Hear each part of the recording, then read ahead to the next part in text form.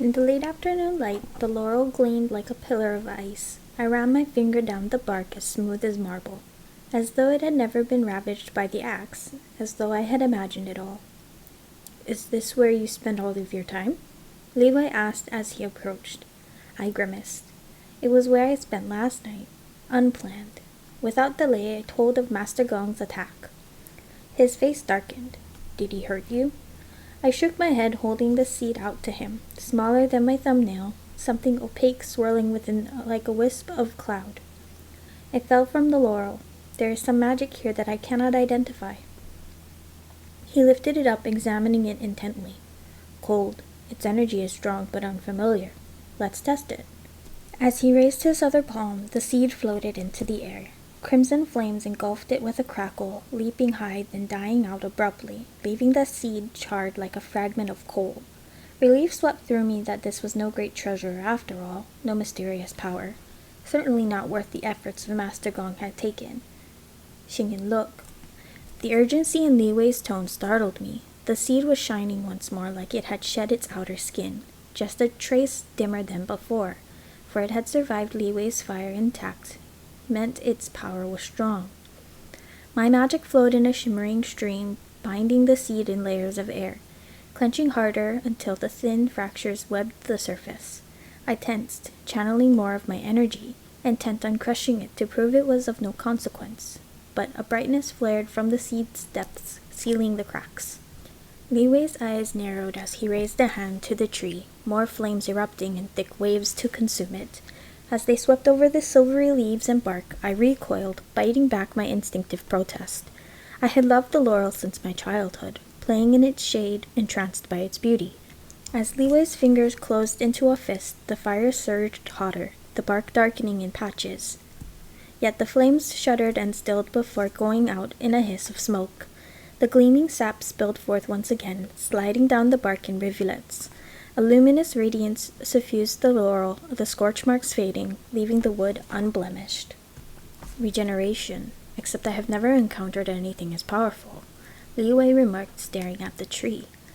I recalled the ease with which my magic had flowed, a far cry from when I had sacrificed my life force to free the dragons. I had recovered here quicker than anyone believed possible, and now I knew why. It healed me too. When I first returned, I could barely manage the wards, and now I am almost as strong as before. Tangled with my relief was a sinking dread. "I'm glad for it." Li Wei tilted his head to me. "But why do you look worried? What else can this be used to do? What does Master Gong want with it? Who is he? For he is no harmless musician or petty thief." "We will find out," he assured me. "Have you managed to pluck more of the seeds?" "No. Weapons didn't work, whether swords or daggers. None of them made a scratch, the marks vanishing as soon as they appeared, just as with your fire. I do not know how Master Gong did it." "Maybe his axe was enchanted. Do you recall anything else from last night?" Li Wei asked. I paused, sifting through the blur of my thoughts. He was strong and quick, surprisingly so. His weapon was able to carve the laurel's bark, unlike ours, but I sensed no magic around it. Something caught my eye then, a cloud descending from the skies, toward the guest wing. Who had summoned it? Trailing the cloud's path, we made our way swiftly to Master Halran's courtyard. Magnolia trees shaded the grounds, their roots rippling over the grass, their branches weaving above a round stone table. As I rapped upon the latticed door, a muffled oath filtered through, followed by the urgent tread of feet. Li Wei shoved the doors apart, the panels flying open. It was dark inside, cloth draped over the windows. Light poured in through the entrance as we stalked through. A heady sweetness clung to the air from the crushed blooms piled into silk bags, some tied shut and others left gaping wide, petals strewn across the floor. Master Halwan leapt from where he had been huddled, stacking jars of wine sealed with red fabric into a wooden box. He blinked, a hand thrown up to shield his face from the glare. "Be careful, the light will harm the petals." With the surge of my power, the coverings were ripped from the windows, the sunlight streaming in. "Stop the pretense. You're not here for flowers." "What do you mean?" He stared at me blankly. "Why are you here?" "We might ask you the same question," Li Wei replied coldly. "Why are you leaving so soon, without bidding your hostess farewell?" A pressing matter has arisen. Family affairs. His words fell out awkwardly, strung in haste. Caught unaware, Master Halrun was as bad a liar as I had been, before my own tongue was gilded with deceit. My mind worked quickly, fragments falling into place. His arrival with Master Gong, his eagerness to ply us with wine, his haste to leave. "Why did you come here? Why did you lie to us?" I demanded. Master Halrun stiffened, then bolted toward the door. Fiery coils erupted from Li Wei's hand, winding around him like a snake. "Stop! Spare me! I'll tell you all I know." He struggled amid the writhing flames, yet no stench of burning flesh tainted the air. The fire did not sear, but merely held him in place. I spoke more gently. "The truth is the best chance for you to leave here unharmed. However, if he had schemed to hurt us, he would find little mercy." He nodded jerkily. "Qingfen Jin is not my patron. My wines are the best in the kingdom, but those arrogant palace stewards refuse to give me a chance. Her Majesty enjoys Osmanthus wines, and I wanted to win her favor. Master Gong visited my shop and told me of the Osmanthus trees on the moon, each flower in perfect bloom. In return, all he wanted was a small favor. It seemed harmless enough, and it was customary to bring one's hostess a gift. The wine. I chided myself for drinking it. Master Gong must have added something to it, to put us all to sleep. If I had drunk it last night, I would have slumbered through, ignorant of all that had transpired. As I glanced at Master Halrun, his skin a sickly pallor, my anger at him dissipated. He had been used as a mask, his petty lies distracting me, allowing the true villain to roam unhindered. By fixing on a single sapling, I had lost sight of the forest. "What else did he tell you?" Li Wei pressed. "Only that he needed to retrieve something which belonged to him. I didn't think there was any ill intent." Master Gong had said as much when I confronted him. I had thought it bluster, a lie to excuse his actions. "Who is he?" I probed. He didn't say, and I dared not ask. Master Halrun gnawed his lower lip. "The first time we met, he wore a jade ornament carved with the sun. I haven't seen it since." "The symbol of the celestial kingdom." Li Wei inhaled slowly as my chest squeezed tight. "I know nothing else, I swear." Master Halrun's voice trembled. "Let him go. He was tricked too," I said to Li Wei. As his binds vanished, Master Halrun slumped to the ground, shaking, yet his gaze lingered on the silk bundles scattered around the room. "Take the osmanthus. You are free to go," I told him. "Thank you." He bowed to us, then snatched up as many bags as he could cram into his arms. Without a backward glance, he fled the room, the wind outside rustling as his cloud shot into the skies. Silence stretched taut between us. "Many people wear such an ornament," Li Wei said. "Even if he was from the celestial kingdom, it does not mean he was here upon my father's command. My father has no need of such devious measures. The moon falls under celestial rule. If he wished, he could have commanded your mother to accept Master Gong's presence. Not if he wanted his interest to remain a secret." But I nodded, eager to grasp at this sliver of comfort. I had no urge to confront the celestial emperor again. "We must find out more," I said. "Would Teacher Dao Ming know anything about the laurel seed?"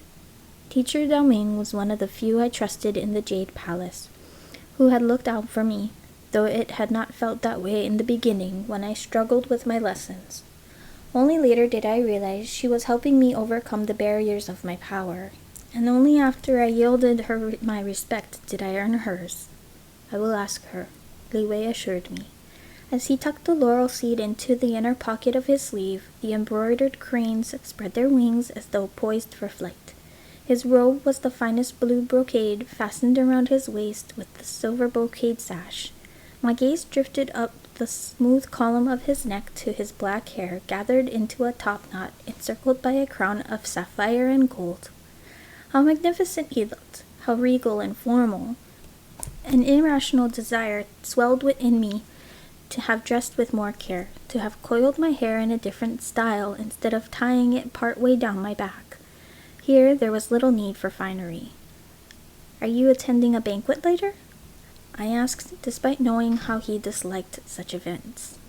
He shook his head. Why do you ask? Because you are dressed like that, I finished clumsily. A corner of his mouth curved up.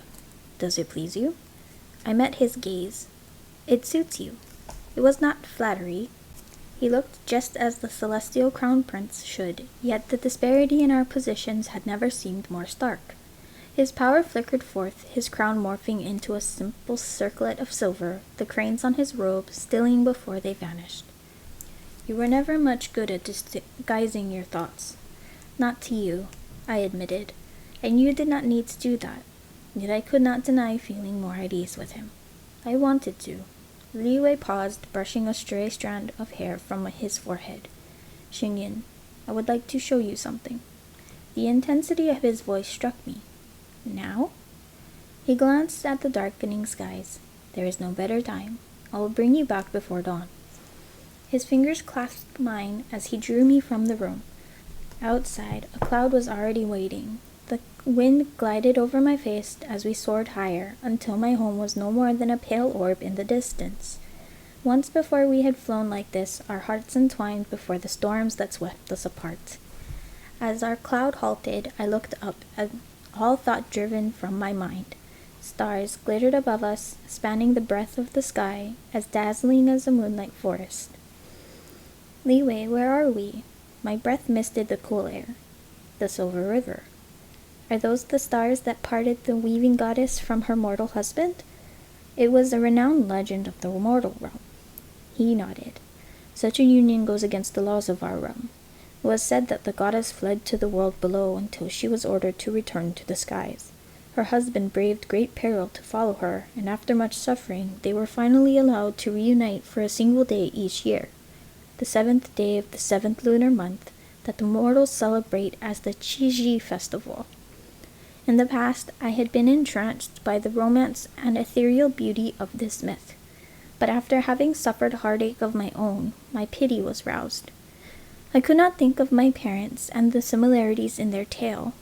Perhaps all such unions were doomed to tragedy, for what future could a mortal and immortal have when death divided them? Why do you look so sad, Xingyin? Li Wei leaned closer until his head grazed mine. It's just a story. Yet the mortals believed my father's tale a myth, as they did that of my mother's ascension to immortality. Perhaps the legends that touched us deepest were those spun from a wisp of truth. Is it true? I wished it was not, that no one had to suffer so, their hearts locked in yearning, forever enmeshed in despair. He was quiet for a moment. Perhaps a long time ago? This place is deserted now. There's no one here but us. Can any love be worth such misery? One night for a year of pain? His hands clasped mine, his grip firm and strong. It depends. On what? On the night, he said softly. On what they were waiting for. Our shoulders brushed as we stood side by side, staring into the sea of infinite light. Silk rustled as he reached into his sleeve and drew out a hairpin, lacquered in all the hues of heaven, studded with clear stones. The one he had crafted for me, the one I had returned to him after his betrothal to another. My gaze lifted to his dark eyes, a warmth blooming through my body. When I gave you this before, I pretended it was a gift in exchange for yours. I was a coward for not saying what it was in my heart then. When we parted the first time, I regretted that so much was left unsaid between us, and I feared never to have the chance again. His voice shook with emotion. If you would have me, I would pledge myself to you, for now, forever. Hope blazed through me, only shadowed by the remembrance of how he had trodden this path before, and the hurt that trailed in our wake. Our families, his kingdom, my cautious heart. Such were the seemingly insurmountable obstacles that lay between us. There would be no exchange of betrothal gifts between our families, no joyous coming together of two households. The last time I had seen the Celestial Emperor, he had tried to kill me. The scars across my chest itched at the remembrance of the writhing agony, clinging to my flesh like a web of pain. More than that, how could I leave my mother alone once more, mired in grief for my father's death? In the silence, Li Wei stiffened, drawing away. I thought you wanted this too. perhaps I was mistaken. He sounded formal, withdrawn, and I hated it. I clasped his hand, threading my fingers through his. I do. I just need time. Your parents detest me. I can't leave my mother yet, and my words faded, leaving unspoken a new fear which had sprouted in that very moment. For if I married Li Wei, I would have to live forever in the Jade Palace, shrouded in silk, shackled in gold, and bound by ceremony. While Li Wei was not his father, nor was I his mother, we would be fettered by the same gilded tethers. I was not one to be caged. This year of freedom had awakened me to the possibilities of life away from the confines of the celestial kingdom. It might seem a fantasy to many, marrying a prince of the realm and living in the palace among the clouds. Yet with a mother-in-law who despised me, and a father-in-law who had tried to end my life, it was more a nightmare than a dream. Li Wei smiled as he slid the pin through my hair until it was nestled tight. I will wait. It is enough for me that you feel the same way. But I will tell my parents of my intentions. You will? My words rang with disbelief. The last thing I want is another unexpected betrothal. The thought needled me, followed by a stab of anxiety. What will you do? My mother will rage. My father...